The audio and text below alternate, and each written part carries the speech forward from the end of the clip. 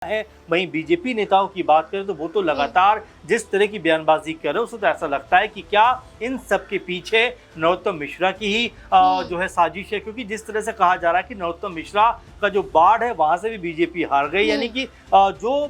सबसे ज्यादा बीजेपी के लिए मजबूत जगह है वहां से भी बीजेपी को हार के क्या नरोत्तम मिश्रा जैसे बड़े कद के नेता उन्होंने बीजेपी की जो प्रत्याशी आशुतोष तिवारी उनका समर्थन का सख्त लहजा मजबूत कद दिखाने वाले नरोत्तम मिश्रा के अब सुर बदलते हुए क्यों नजर आ रहे हैं? क्यों नरोत्तम मिश्रा अब पिघलते हुए दिखाई दे रहे हैं? क्या भारतीय जनता पार्टी में रहकर कोई बड़ी फटकार लग चुकी है या फिर नरोत्तम मिश्रा को डर सता रहा है कि कहीं भारतीय जनता पार्टी अब उन्हें साइडलाइन ना कर दे? दतिया विधानसभा सीट पर हुए उपचुनाव में हार का एक बड़ा कारण बीजेपी के लिए हो सकता है, लेकिन इस हार के पीछे कौन बड़ा चेहरा हो सकता है, इसकी तलाश में बीजेपी है और साफ तौर पर ऐलान कर दिया गया है कि उसे चुनकर उस चेहरे पर कार्यवाही भी की जाएगी। दतिया में जो पदाधिकारी थे, जो कार्यकारिणी थी, पहले तो वो भंग कर दी। इससे पहले जितने भी पदाधिकारी थे, जिलाध्यक्ष थे, उन्हें उनके पद से हटा दिया गया और इसके बाद से ये कहा जा रहा है कि एक कमेटी मध्य प्रदेश में बनाई गई है और दिल्ली में बीजेपी आलाकमान द्वारा एक बड़ा फैसला होगा, चुना जाएगा चेहरा। और इससे पहले ही नरोत्तम मिश्रा का आशुतोष तिवारी को लेकर ये बताना कि लंबे समय से वो आशुतोष तिवारी को जानते हैं, एक मजबूत रिश्ता है और करीबी से उन्होंने उनकी राजनीति को देखा है, तो यहाँ कड़वाहट पैदा करना जरूरी नहीं। और इसको लेकर नरोत्तम मिश्रा ने साफ तौर पर कह दिया है कि ना तो कोई नाराजगी है, ना ही कोई खटास है और ना ही कोई मनमुटाव है। आपसी तालमेल बिगाड़ने की कोशिश कुछ लोग ना करें, खुलकर नरोत्तम मिश्रा ने कहा है। तो इसी से जुड़े हुए तमाम सवाल बन जाते हैं कि बीजेपी में नरोत्तम मिश्रा को डर लग रहा है या फिर नरोत्तम मिश्रा को कोई नसीहत दे दी गई है। और इसके साथ साथ और भी कई बड़े चेहरे हैं जो बीजेपी पर दबाव बनाने की कोशिश कर रहे हैं या आरोप और सवाल खड़े कर रहे हैं। तो ऐसे में क्या होगा बीजेपी के अंदर? क्या 2028 के विधानसभा चुनाव से पहले बीजेपी मध्य प्रदेश में कमजोर हो रही है या फिर आत्ममंथन के बाद बीजेपी कोई बड़ा कदम उठाती हुई नजर आएगी? तमाम सवाल हैं और इन्हीं तमाम सवालों पर चर्चा करेंगे। वरिष्ठ सहयोगी अमन जी मौजूद हैं। सर, सबसे पहला और बड़ा सवाल यही है कि ये तक कहा गया आशुतोष तिवारी द्वारा कि भीतर घाती है, कोई पार्टी के अंदर ही कोई बैठा हुआ है जिसकी वजह से हम चुनाव हार जाते हैं, और तरह तरह के वो बयान देते हुए नजर आए कि पार्टी को मां कहने से ही कुछ नहीं होता है, कुछ करना भी होता है। लेकिन अब नरोत्तम मिश्रा का आशुतोष तिवारी के लिए प्यार जताना क्या बताता है? देखिए, बिल्कुल जिस तरह से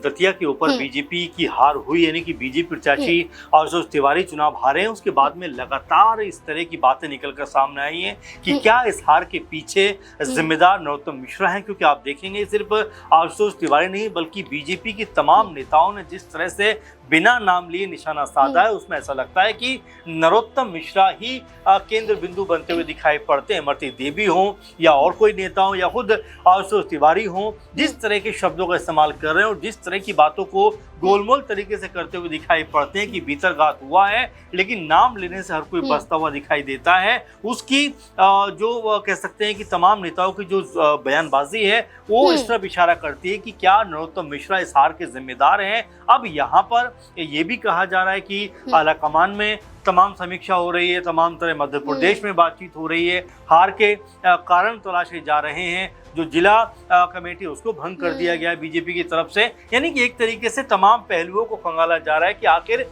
वजह कहाँ रह गए। लेकिन अब जिस तरह से ये निकल के बात आ रही है कि नरोत्तम मिश्रा ये कहते हुए नजर आ रहे हैं कि भाई कोई भी हमारे बीच, यानी आशुतोष तिवारी और नरोत्तम मिश्रा के बीच की जो आपस की एक अंडरस्टैंडिंग है, क्योंकि ये भी कहते हैं नरोत्तम मिश्रा कि हमने साथ मिलकर बहुत काम भी किया है, तो उसमें जहर घोलने की जरूरत नहीं है। यानी जो हुआ वो हो चुका, लेकिन अब आपस के संबंध खराब करने का कोई प्रयास ना करे, ये बातें नरोत्तम मिश्रा कहते हुए दिखाई पड़े हैं। लेकिन यहाँ पर यह भी समझना पड़ेगा, जैसा आपने भी कहा, कि क्या ये आलाकमान की फटकार है या फिर खुद नरोत्तम मिश्रा बैकफुट पे आए हैं, क्योंकि इससे पहले भी जब उनका नाम इस लिस्ट से बाहर कर दिया गया था बीजेपी की तरफ से, तब भी उन्होंने ये बयान दिया था कि आशुतोष तिवारी के अंदर वो हैसियत नहीं है कि मेरा नाम वो कटवा पाए, ये आलाकमान से हुआ है। तो इस तरह की बयानबाजी वो करते रहे हैं और ये भी बताने का प्रयास किया है, क्योंकि आपने देखा कि आशुतोष तिवारी के लिए लगातार उन्होंने प्रचार प्रसार भी किया है। लगातार वो जो भी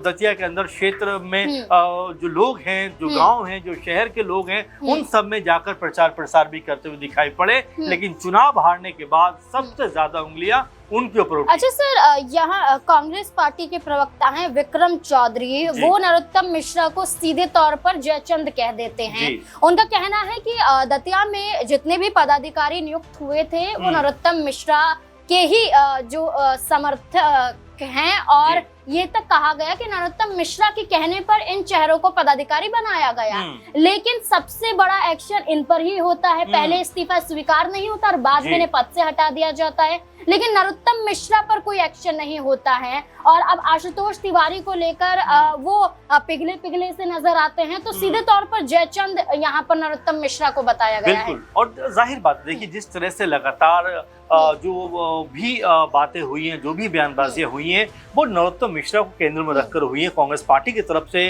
भी लगातार कहा जा रहा है कि बीजेपी के बड़े नेताओं ने हमारा सहयोग किया, उसमें भी ये बात निकलकर सामने आती है क्या वो नरोत्तम मिश्रा है। वहीं बीजेपी नेताओं की बात करें तो वो तो लगातार जिस तरह की बयानबाजी कर रहे हैं, उससे तो ऐसा लगता है कि क्या इन सब के पीछे नरोत्तम मिश्रा की ही जो है साजिश है, क्योंकि जिस तरह से कहा जा रहा है कि नरोत्तम मिश्रा का जो बाढ़ है वहां से भी बीजेपी हार गई, यानी कि जो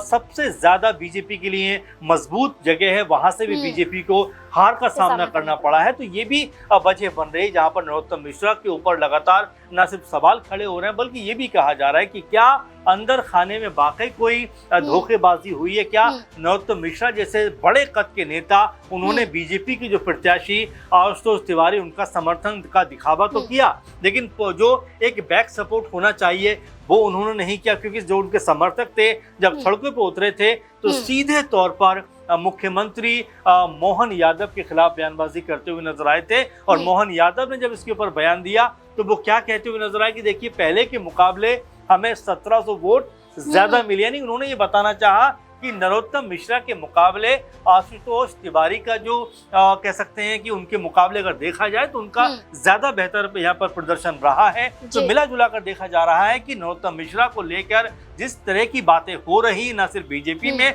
बल्कि कांग्रेस पार्टी की तरफ से भी जिस तरह से इशारों में यहाँ पर बातें की जा रही हैं, उसमें हर कोई जो है नरोत्तम मिश्रा को लेकर ही बातें कर रहा है कि क्या उनकी वजह से यहाँ पर बीजेपी की हार हुई है। जैसे बीजेपी ने यहाँ पर जो भंग की है इकाई, इसके साथ साथ कांग्रेस पार्टी ने भी अपनी इकाई भंग कर दिया, चाहे वो प्रदेश स्तर पर हो, जिला स्तर पर हो, ब्लॉक स्तर पर हो, सभी इकाइयों को भंग कर दिया है। आखिरकार बीजेपी की मंशा तो ये नजर आती है कि वो बदलाव इसलिए कर रहे हैं क्योंकि उन्होंने खुलकर देखा कि दतिया पर जिस तरह से कार्य हुआ है, इसमें खुलकर ही वो कार्यकर्ता और वही अधिकारी नाराजगी जाहिर करते हुए नजर आए, क्योंकि नरोत्तम मिश्रा को टिकट नहीं दिया गया। लेकिन कांग्रेस के पीछे की मंशा क्या हो सकती है जो वो अब अपनी इकाई को देखिए यहाँ पर अगर हम चुनाव की बात करें तो जाहिर बात है कांग्रेस पार्टी चुनाव जीती है, 6,500 वोटों से उनको जीत मिली है। लेकिन हमें ये भी नहीं भूलना चाहिए कि परिणाम से ठीक पहले अगर हम देखें तो घनश्याम सिंह और राजेंद्र भारती के बीच में जिस तरह की जुबानी जंग होती हुई दिखाई पड़ी थी, और यहाँ तक घनश्याम सिंह कह गए थे कि जो राजेंद्र भारती हैं इन्होंने बीजेपी का साथ दिया है, अंदर खाने में जाकर बीजेपी को सपोर्ट किया, और यहाँ तक वो बोले कि पैसा लेकर, यानी कि पैसा लेकर उन्होंने बीजेपी को समर्थन किया है, कांग्रेस पार्टी को हरवाने का काम किया। इस तरह की बातें वो कहते हुए दिखाई पड़े। और उसके बाद में आपने देखा कि कांग्रेस पार्टी की तरफ से जब 3 अगस्त को ये काउंटिंग होनी थी, उससे ठीक एक दिन पहले यानी 2 अगस्त को राजेंद्र भारती को पार्टी से हटा दिया गया, यानी उनके ऊपर गाज गिरी। तो आप समझ सकते हैं कि क्या कांग्रेस पार्टी पार्टी भी दतिया के ऊपर अपनी नई जो है टीम बनाना चाहती है, इसलिए जो राजेंद्र भारती के संपर्क में लोग होंगे उनको हटाकर एक नई टीम बनाना चाहते हैं। और क्या घनश्याम सिंह जो विधायक बने हैं अपने आप को मजबूत करने के लिए अपनी इच्छा अनुसार वहां पर टीम गठित करेंगे, ये मंशा होती हुई दिखाई पड़ सकती है। और वहीं अगर बीजेपी की बात करें तो बीजेपी में जाहिर बात है कि तमाम जो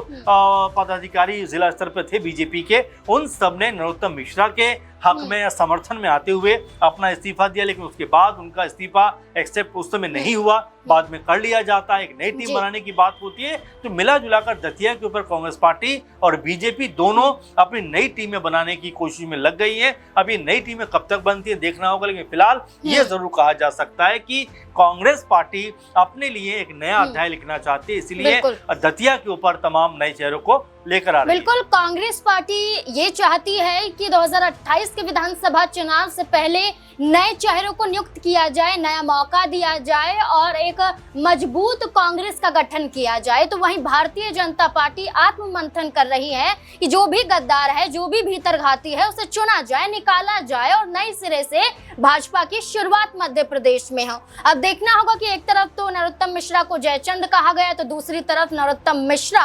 यहाँ एकदम सरल स्वभाव में नजर आए। आखिरकार इसके पीछे की मंशा क्या हो सकती है? जैसा कि शुरुआत में कहा गया कि एक डर या एक चेतावनी। आपको क्या लगता है नरोत्तम मिश्रा के इन तेवरों को लेकर? अपनी राय कमेंट सेक्शन में जरूर दें। धन्यवाद।